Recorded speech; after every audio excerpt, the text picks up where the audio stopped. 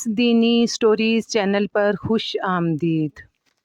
کربلا داستان کی قسط نمبر 13 کے ساتھ میں حاضر ہوں۔ آج ہم بات کریں گے کہ یزید کی موت کس طرح ہوئی۔ کیا یزید کی قبر کھولی گئی؟ یزید کی قبر سے کیا نکلا تھا؟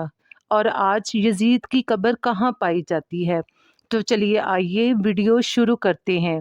میرے ساتھ آخر تک جڑے رہیے تاکہ آپ کو ان تمام سوالوں کے جوابات مل سکیں۔ واقعہ کربلا تاریخ اسلام کا سب سے دل خراش واقعہ ہے اور اس واقعے کا مرکزی کردار یزید ابن معاویہ تھا۔ یزید نے حکومت کے لالچ میں اہل بیت پر اور حضرت امام حسین پر جو ظلم و ستم کے پہاڑ توڑے، تاریخ اس کی مثال دینے سے قاصر ہے۔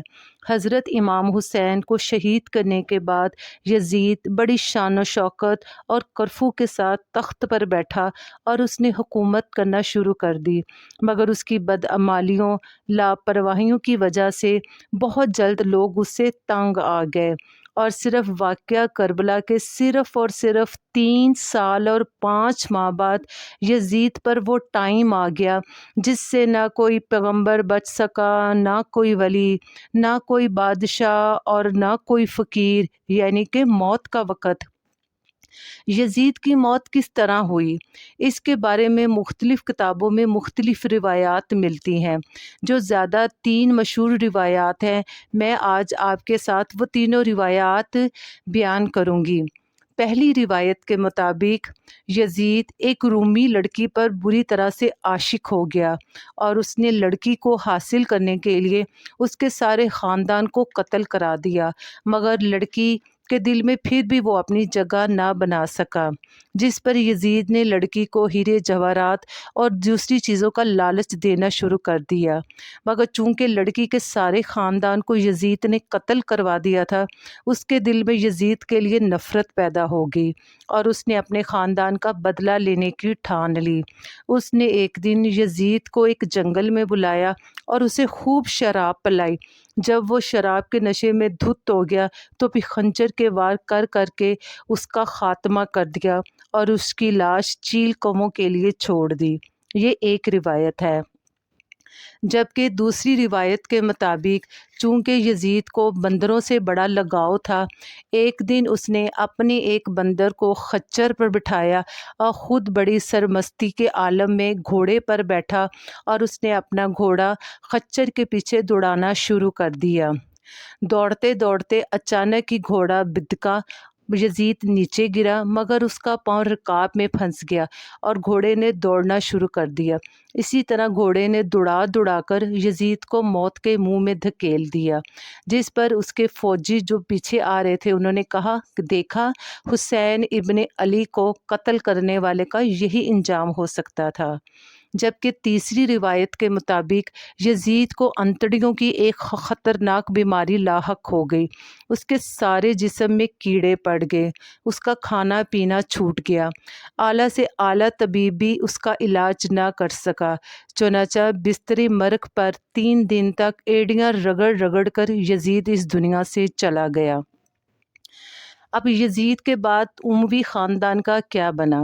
جب یزید مر گیا تو یزید کے بعد اس کا بیٹا معاویہ ثانی ابن یزید تخت پر بیٹھا، مگر اس نے یہ کہتے ہوئے تخت کو ٹھوکر مار دی کہ جس حکومت کی بنیاد آل رسول کے خون پر رکھی ہو، میں اس پہ تھوکتا بھی نہیں، اور جب میں اس تخت پر بیٹھتا ہوں تو مجھے حسین کے خون کی بو آتی ہے۔ یہ کہتے ہوئے اس نے تخت چھوڑ دیا۔ اس کے بعد اموی خاندان نے مروان کو تخت پر بٹھا دیا۔ اس طرح نسل در نسل یہ تخت نشینی چلتی رہی، یہاں تک کہ 750 ہجری میں ابو مسلم خراسانی نے بنو امیہ کا تخت الٹ دیا اور حکومت بنو عباس کے حکمران ابو الصفا العباس کے حوالے کر دی۔ ابو صفا اور ابو جعفر منصور نے تخت سنبھالتے ہی قسم کھا لی کہ وہ اس زمین سے بنو امیہ کا آخری نشان تک ختم کر دیں گے۔